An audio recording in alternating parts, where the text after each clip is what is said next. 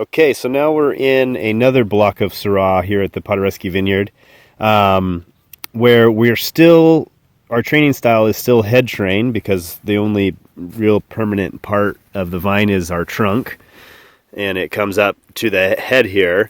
But instead of the cane pruning, this is actually head train spur prune, what most might call kind of a Goblet style pruning. This is kind of on a miniature Goblet scale, if you will, where we have these like kind of real short arms coming out from the head to create a kind of circular basket with our spur positions.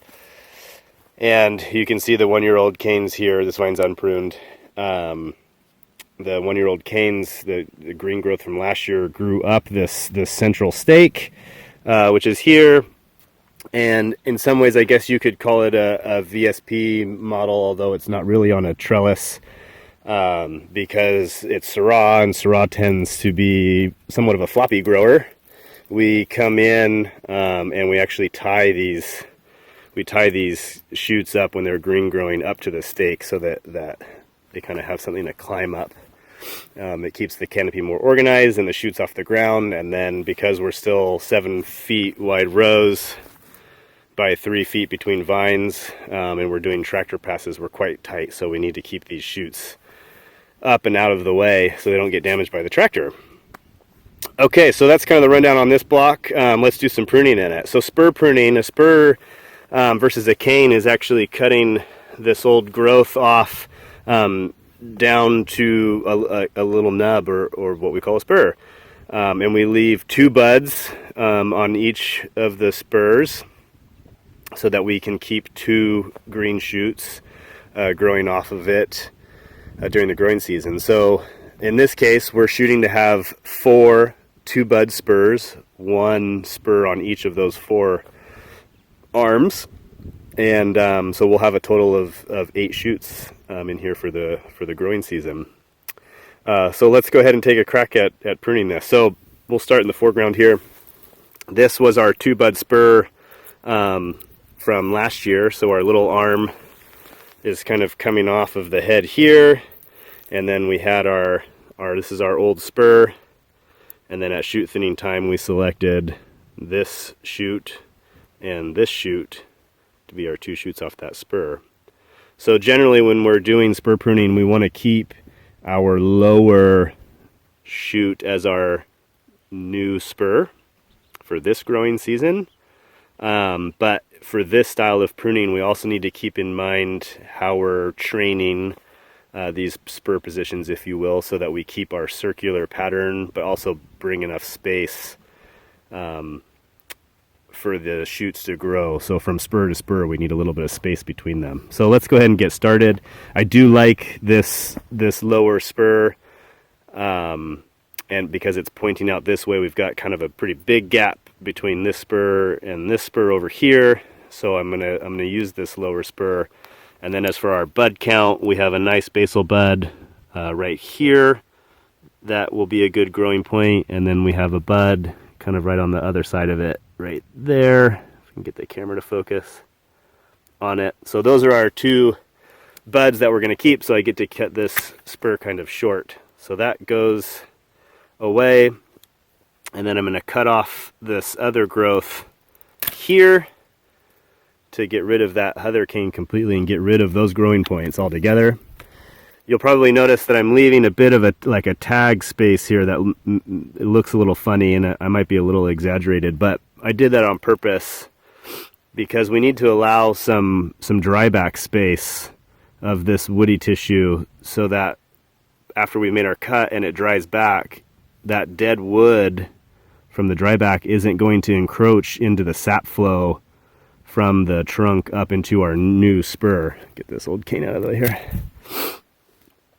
So what will happen is next year this will have dried out because there's nothing growing from it here. Only our green growth is coming off of our 1-year-old wood, and we'll be able to go ahead and cut that off as dead wood next year.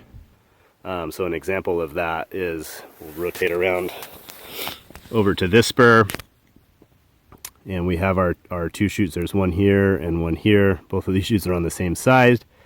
But right on top here we have our dry back space from last year's pruning time, which is dead wood. So when I cut into that, this is for an example, see how that wood is not green? That means it's dead wood, where the cut over here is green, and that is because it's living wood. So what we want to do is allow this cut, this cut here to dry out for next year's pruning, just like this one did. Anyway, that was a little sidebar there. Let's get refocused here. Back to our pruning. Again, I want to use our lower cane for our spur on this arm. So I'm going to go ahead and make my cut there. Get rid of that, leaving our tag in for dry back. Looks like we missed some fruit there. Then we're going to do our bud counting. And again, we have a basal bud here and another one on the other side. So I'm going to go ahead and make my spur cut there. Okay, so there we've got 2 spurs made with some decent space. We've got about a hand width between those 2 spur positions, so I like that. I like the way things are pointing. Coming around over to here, we have this arm in the background here. Again, our lower cane, which is the one on the left, is definitely in a better position. So I'm going to go ahead, see if I can get in there and make the cut of that upper cane so it's out of the way. And I'm going to make this spur a little longer. Got a bud on this side and then a bud on the top here. There is a bit of a basal bud kind of down there, but I'm not really counting that one on this cut. Okay, so there's 3. And then our last one over here, again, gonna go with the lower cane position for our spur. And I'm gonna remove this, that up a little bit, and I'm gonna cut that guy. Okay, so there's our cuts. There is our head trained spur prune vine, our mini goblet, if you will. And I'm just gonna kind of go up on top and kind of look down on this vine, and hopefully you can see our pattern. We're trying to make a circular training model, if you will, that's wrapping around this stake. Hopefully the stake is kind of up in the middle, and all of our shoots will be kind of growing up. I can't really do it with my hand. Growing up around the stake so we can tie up to it. And what it's doing is creating a basket, if you will. We're trying to keep the middle open. I can put my hand in the middle. Got nice space between all these positions.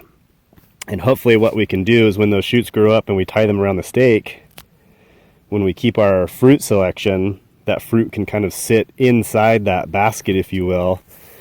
Not necessarily in a crowded fashion, but in a protected fashion from the sun. We have plenty of sun out here in Paso Robles, and sometimes we like to have a little protection from the sun for our fruit, and we thought that this type of pruning method would be perfect for that.